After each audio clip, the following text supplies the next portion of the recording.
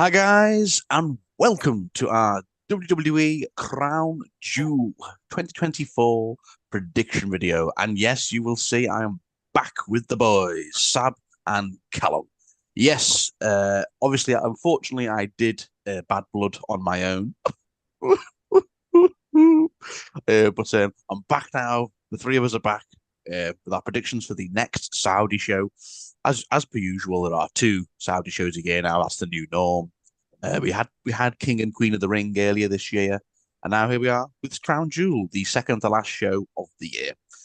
So yes, lads, are you looking forward to Crown Jewel? It's quite the card, I will say. That's anyone I can answer. Yeah, I think every time there's a Saudi show that comes Oh. up, we always get into that debate of Saudi and the stuff that goes on. Obviously, we don't need to get into that now, but yeah. But actually, to be fair, they always tend to be pretty good Crown Jewel pay-per-views. Actually, they're more often not pretty decent level shows, and I think I don't know about this card, but I think we know that the guys in Saudi they quite like the old school WWE guys, so we can always expect something interesting potentially to go on. But yeah, quite looking forward to it. And timing wise, it's great as well. So Mm. you have to say it till silly o'clock. So yeah, I'm sure it'll be good. Yeah, Callum? Yeah, basically just the same. Obviously, had quite a few earlier start pay-per-views this year, so it's Mm. good for the people of the UK not to have to stay up until 4 in the morning watching them. But yeah, Crown Jewel's always one of those sort of they always try and make it like WrestleMania caliber matches from time to time at least, because obviously they get a lot of money for it and all the pyro and they make it try to feel big. So yeah, obviously I'm excited. I think you said there was like 7 matches. That's quite a lot of Mm. matches for a Triple H card. Obviously, it's probably going to be on for quite a few hours, unless there's a few shorter matches here and there. But yeah, I would say early start time, a lot of matches to be excited for. So yeah, I'm in. Okay, great. Right then, let's get started. There's a lot of matches, so let's get started then with a fatal four-way tag team match for the Women's Tag Team Championships. Yes, we have Jade Cargill and Bianca Belair defending the belts, going up against Damage Control, Kairi Sane, Io Sky, the Meta Four, Lash Legend, and Jakara Jackson. I don't even know who they are. That's how out the loop I am. Who are the Meta Four? Have they come up from NXT? And Yeah, okay, and Chelsea Green and Piper Niven. Um, yeah, no complaints. I'm happy the women's tag team belts are being defended on a pay-per-view. Um, they've not done much with Bianca and Jade apart from the weekly episodes, I think, since they won them back at was it Bash at Berlin or was it Money in the Bank? I got one of those two, I think. Anyway, I'll go first. I think Bianca and Jade are going to retain. Although the women's tag team belts they just kind of chop and change a lot of the time, don't they? There's not a lot of long reigns, but I just think Bianca and Jade are like the two top women in the company when it comes to those tag team divisions by a mile. So yeah, Bianca and Jade to retain in what should be a very fun fatal four-way tag team match. Yes, Callum. fatal four ways are always kind of difficult to call because there's really a 25% check. What are you eating?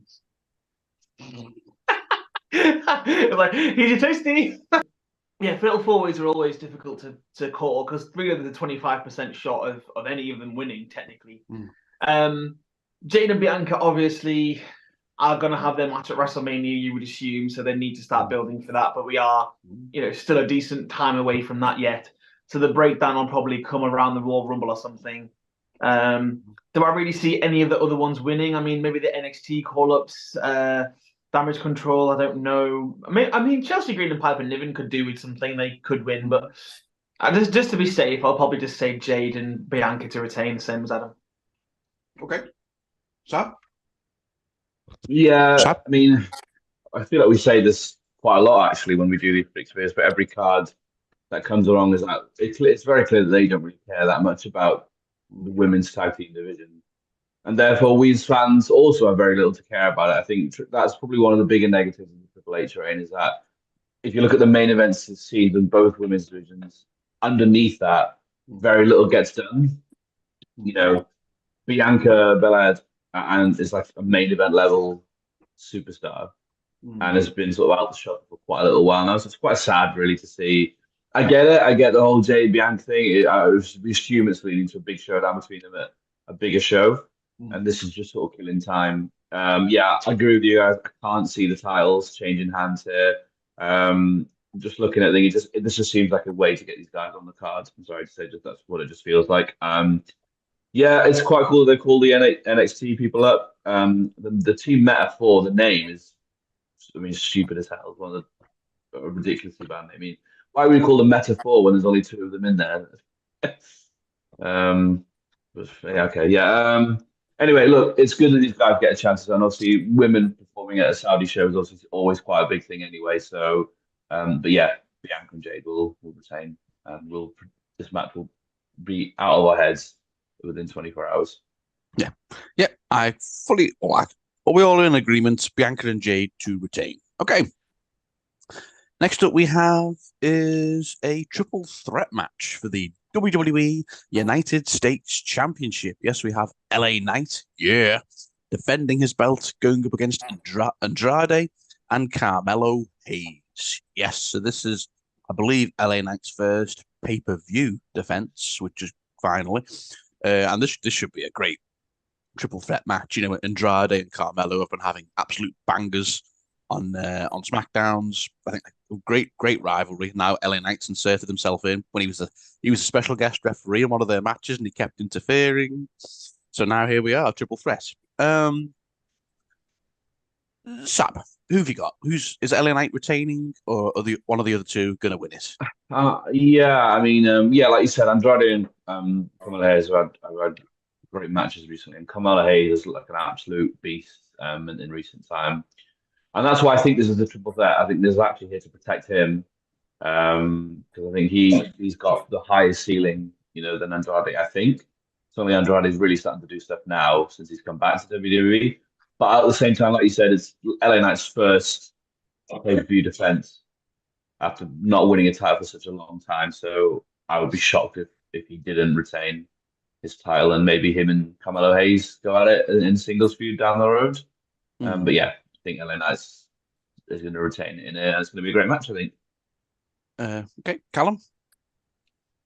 Yeah, I think there's something similar. I mean, I think Carmelo Hayes and Andrade have had like a best of 7 series or something by now across across all the SmackDowns they've been having matches on. But I'm fairly certain that each one of them has been #1 contender to LA Knight's title, and I'm sure he's had title matches on SmackDown against both of them as well. If I'm not, well, at least one of them, I'm not mistaken.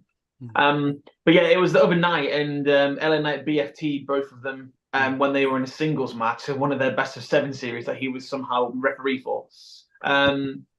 But yeah, I mean, considering he's only had, I mean, SummerSlam seems like quite a long time ago now, but since he hasn't really had much of a chance to defend on pay-per-view, and only a few on SmackDown, I imagine he will retain, but I could easily see also like Carmelo Hayes just picking up the win, so then he gets pushed a bit like Bron Breakker on Raw, for example. But I will go for LA Knight to retain, but only really because it's his first pay-per-view defense, and I think it'd be a bit unfair to take it off him so quickly.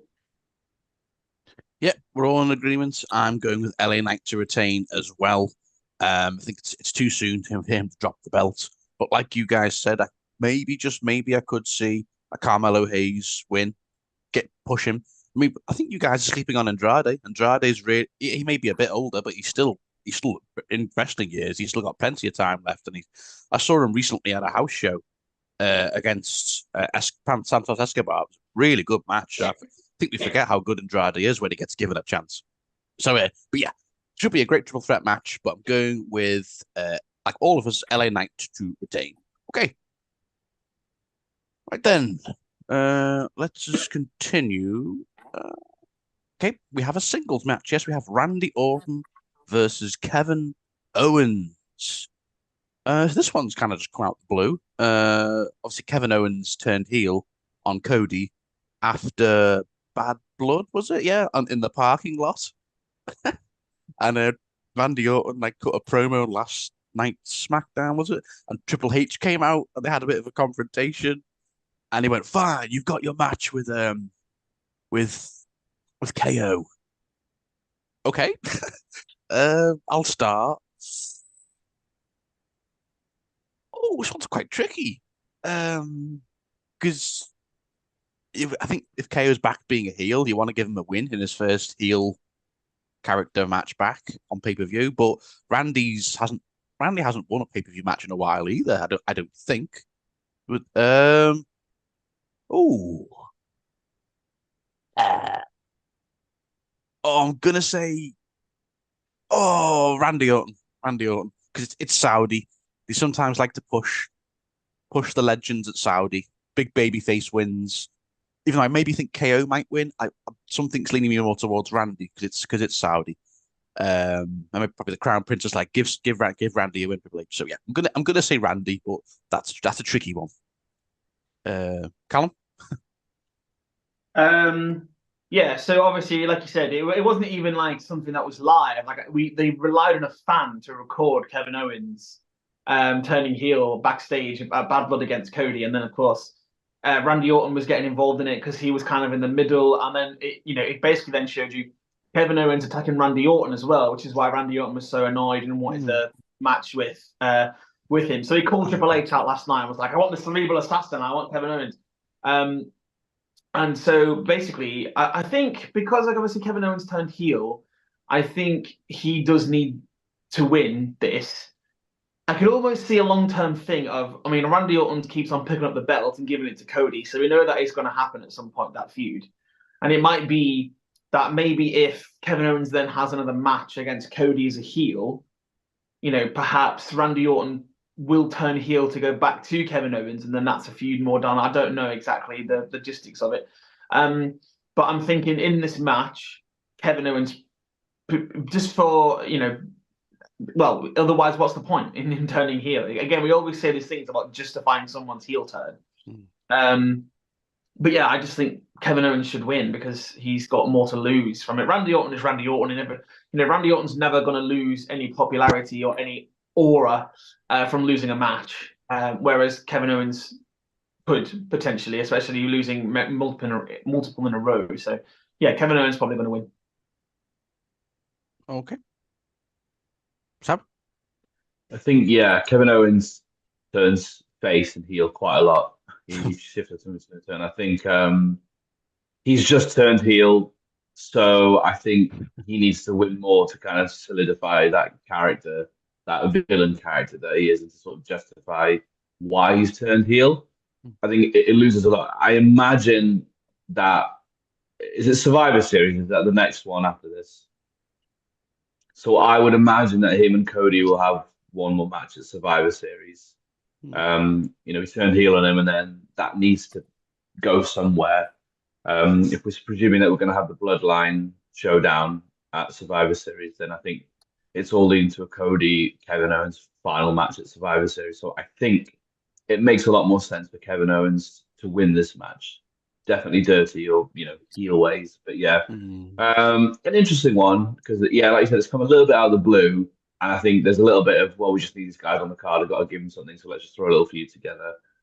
But yeah, like Callum said, it might have some wider things because there's definitely going to be the Randy Cody story because that's a big one, and I imagine I'll save that for maybe the Royal Rumble or something. But yeah, I think it makes more sense for Kevin Owens to win. I think he has to win, actually, to be honest with you. So yeah, I'll go with Kevin Owens.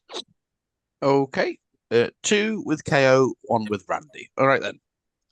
Let's just continue then with another singles match as we have Seth freaking Rollins going up against Bronson Reed. So, Bronson Reed, like, I think in early August, he attacked Seth with like 6 tsunamis, and then Seth was kayfabe injured for a little bit, and then, well, yeah, we all know Braun came onto the scene, and him and Bronson Reed had this epic big man feud for a while. But then out came Seth in like a last monster standing match to cost Reed the match. And now here we are. The match has been announced after a brawl on Raw, I think it was, or SmackDown, one of the two. I keep forgetting.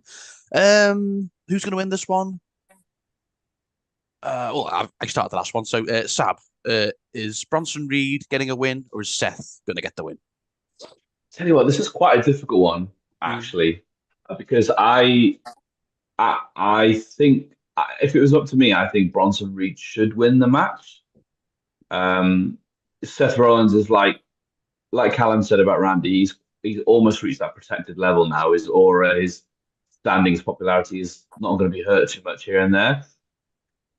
If you remember when Bronson Reed attacked him, the way the crowd reacted and the way everyone was into it had such a buzz that there was like a chance to really build like a new monster. I feel like they still have that chance if he's able to pull off a win here.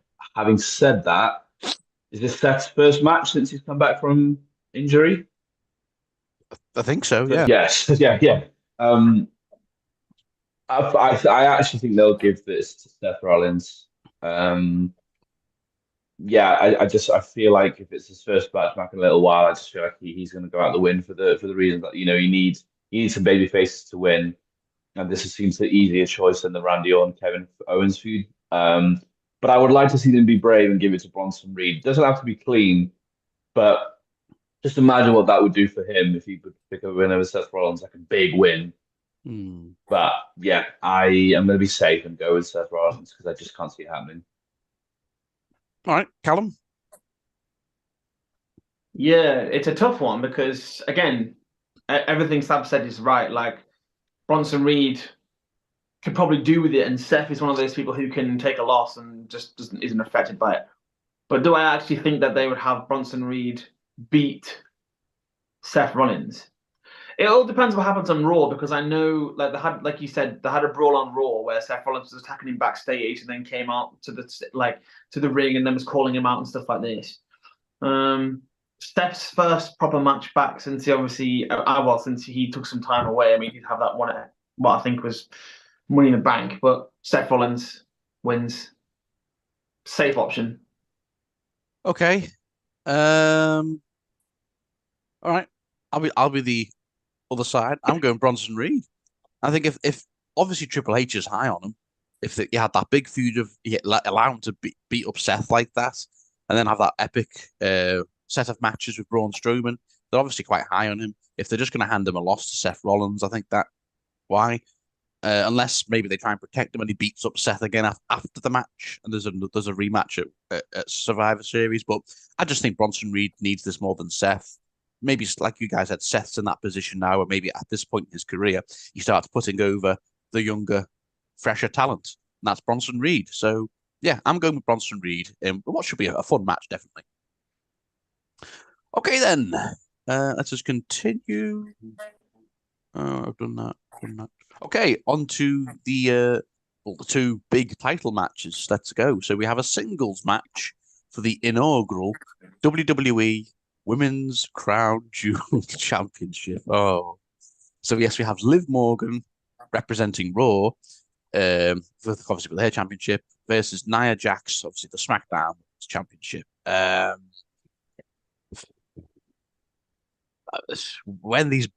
think when Triple H came out of Bad Blood and showed everyone the belts, and we were all just like, okay, mid card women's championships, Triple H, what's this?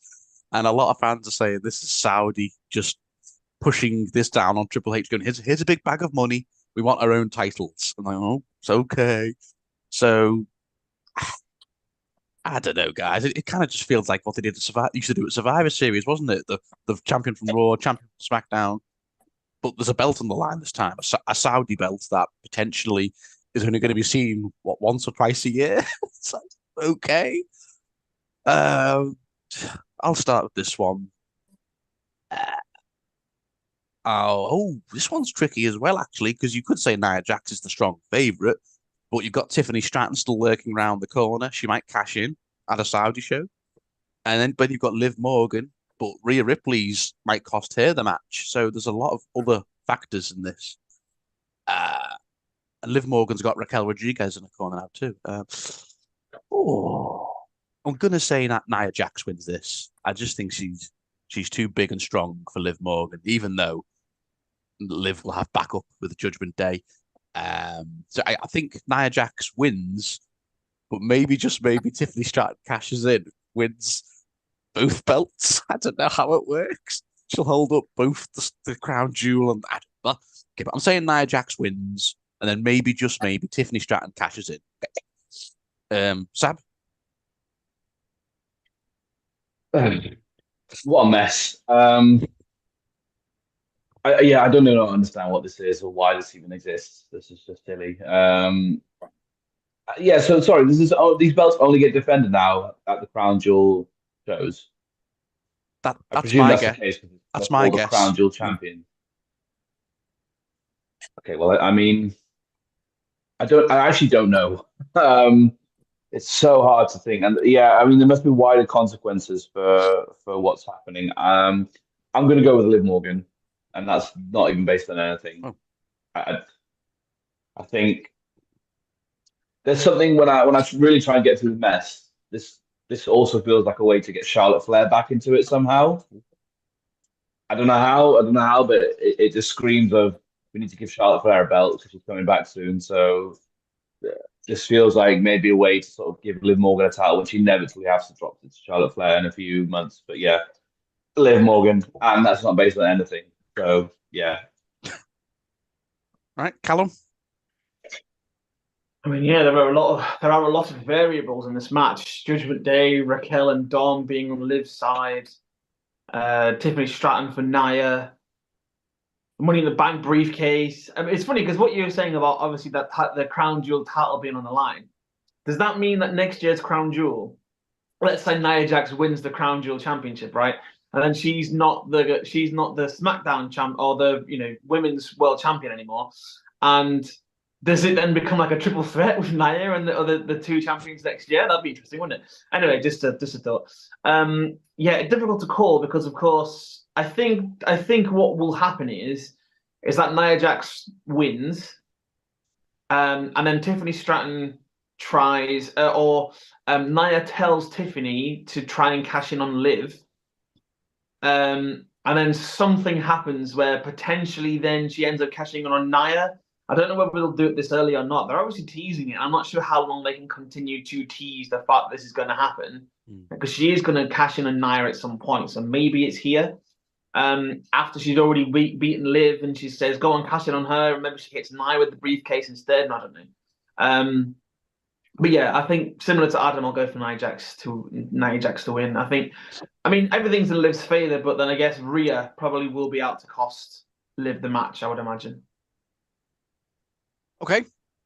2 with Nia Jax, 1 with Liv Morgan. All right, then. Let's continue then. So with what might be the main event, although given what's been rumoured, we'll talk about that match afterwards, but we'll go with this for now. So we have a singles match for the inaugural WWE Crown Jewel Championship. Yes, for Gunther, the Raw World Heavyweight Champion, go up against Cody Rhodes, the SmackDown Undisputed WWE Champion. So yeah, it's like I said, I said a lot about the belts for Nia and Liv, but putting that aside, I am very excited for this match. I have been pushing for Gunther and Cody for like a year and a half. Ever since they were the last two in the Royal Rumble last year, I've like, I want this match, and now we finally got it, and it just sucks. It's for this Saudi belt that just means nothing. So it's like, oh, why couldn't this have been for one of their titles? Oh, anyway, and I like you guys said this one's tricky too because you say Cody's the strong favorite, but he's got KO. He's potentially the bloodline again. Gunther could win, but I think he's got people who might come out and cost him, maybe Damian Priest or someone like that. I don't know. Adam, you're forgetting someone very important who's probably most likely at Crown Jewel, the Saudi pay-per-view, to get paid millions of dollars to come out and cost Gunther the match, to set up another one down the line. Goldberg. Oh, I completely forgot. I swear to God if that happens. Yeah. Well, look, and you know what? I think it probably is going to happen. Here that Cody Rhodes is going to win quite easily. I think it's an easy one to call because I would assume 100% Goldberg is going to be at this show. Yeah. If if that happens, I mean, I don't know what I'm going to do or say in the review if that happens. It's No, it's like the worst. It's the worst possible thing that we're talking about in 2024 that this is going to happen. Let's not Considering forget that on what happened the last time. at Bad Blood, when Goldberg was in the crowd, to the camera, when referring to Goldberg, he said, "You're next," or "You're something like you're next, boy," or something like that. So we know that it's going to happen. It has to happen at some point because we already know it. When's the best place to bring back Goldberg? Because there aren't exactly any other legends on the card or anything right now. Besides Randy Orton, who's still active. It's going to be Goldberg. He's going to get a massive pop in Saudi, as he always does, because he's Goldberg. And he's going to cost Gunn to the match. Cody Rhodes is going to walk out the winner. Are you sure that wasn't them just teasing us at Bad Blood? No, in what world is Gunther and Goldberg a good match to book in 2024? 2024. They've been setting it up that Gunther backstage. Gunther's been talking about him. At Bad Blood, they had the stare down.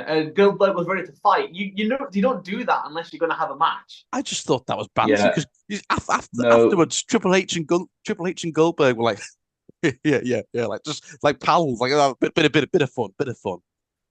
Like I wasn't serious. No, I completely agree, and it's the worst possible thing in the world to happen. I mean, the last time, I still haven't got over what happened Goldberg did to Bray Wyatt, the Fiend, God rest his soul, in Saudi Arabia back 4 years ago. The world literally shut down because of that. I blame Goldberg for COVID, I really am. Yeah, it's never going to happen. Callum's absolutely spot on, and it's the worst thing. Why are we still getting Goldberg involved in matches in 2024? I have no idea. We don't need it. And Gunther's, you don't name drop him the way they've been doing it unless he's going to be getting involved in the match. Even name dropped him to Bret Hart as well. It's all going to tie onto something ridiculous. Why can't these just two have a great match? Because they are going to have a great match. Yeah, 100%. These two are going to have a banger, and then that fucking music is going to hit, and Goldberg's going to come out, spear Gunther, cost him the match, and I don't know. And then Gunther has to, because apparently they still want us to believe that beating Goldberg is some kind of thing these days. It isn't anymore, unfortunately. It's just not like it's not like a passing of the torch thing. It doesn't have that value anymore. But yeah, that's what it means. Gunther's got to get through that Goldberg test. It's going to happen. We need to accept that this is going to happen. Goldberg is getting involved in this match, whether we like it or not. And if it doesn't happen, we can be pleasantly surprised that it didn't. But you have to go with the expectation, being its crown jewel, being how they've set things up, that he's going to be there.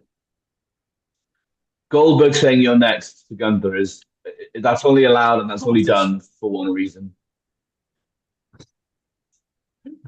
I feel like all we've done the last 5, Goldberg this, Goldberg that. Gunther and Cody, who are wrestling guys. Jesus. Goldberg. We're talking about the finish of the match. Hell. We're talking about the finish of the match. What do you think will happen? Oh my. Okay. Just sucks. Well, what's your other alternative, genius? It sucks that this is such a good match. Yeah. And all we're talking about is Goldberg. It hasn't even been confirmed to be happening yet. Right. Well, it will be confirmed. It'll be a surprise.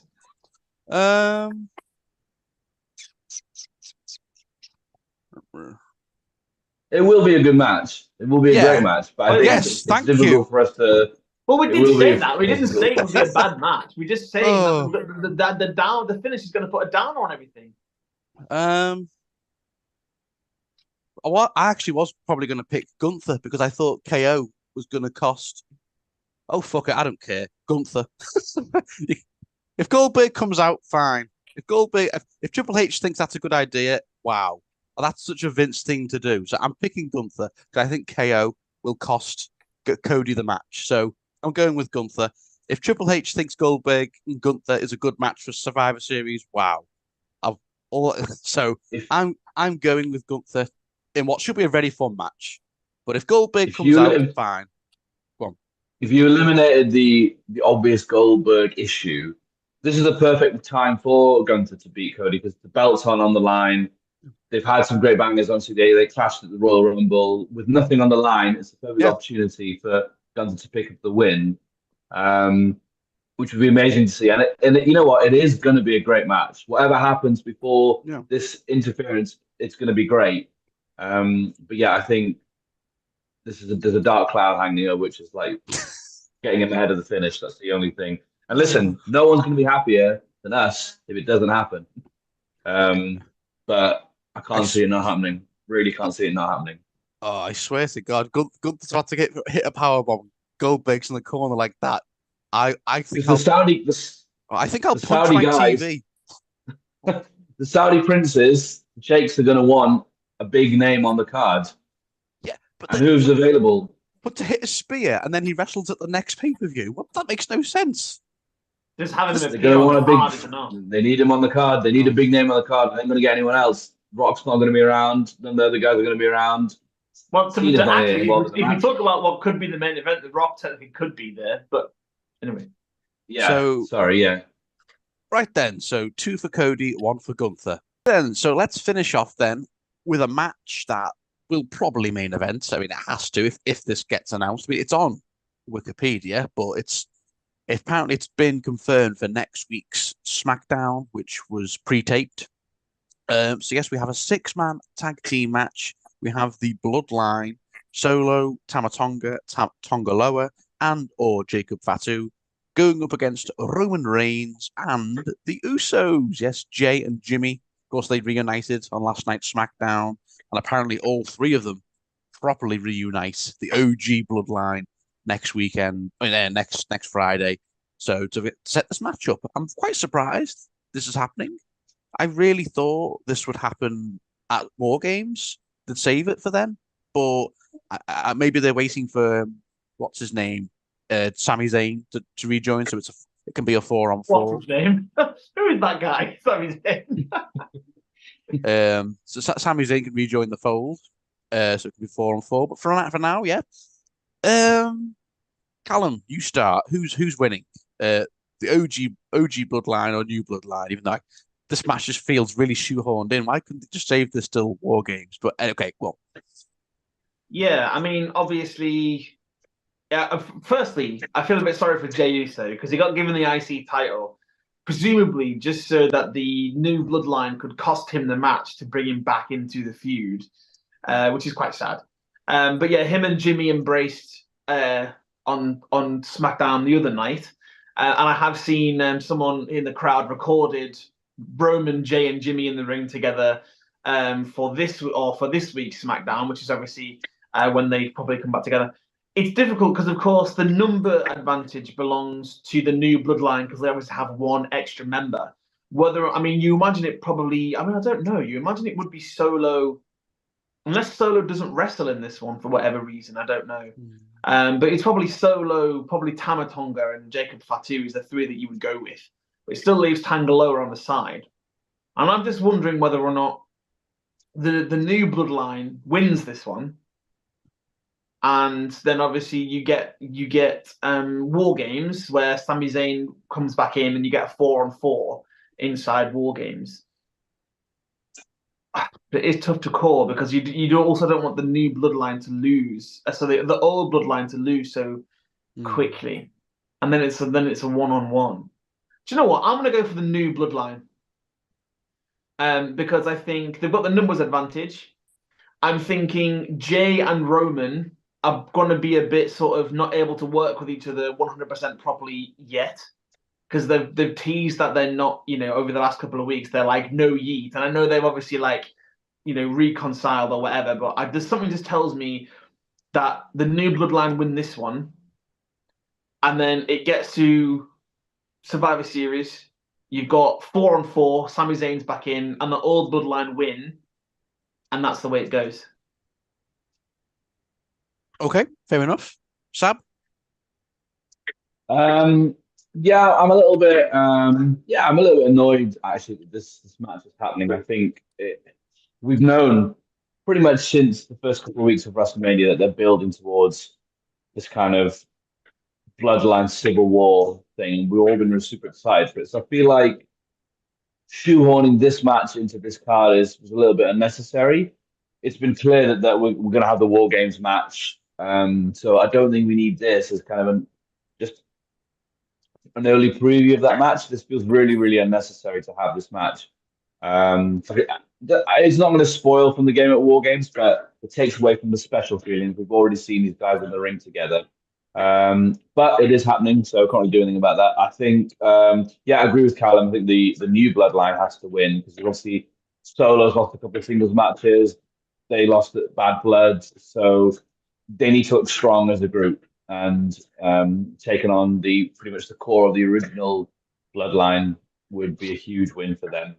I don't know how. I think the numbers game obviously going to help, and that's why it's going to go 4-on-4. What I found quite funny is while we were waiting to restart, I went on Wikipedia and looked at the card. It doesn't refer to Roman and the Usos as like the OG bloodline. I think it just says Roman Reigns and the Usos against the bloodline. Which felt like quite a nice little dig at the thing. But yeah, I'm not sure if we're going to see The Rock in this one.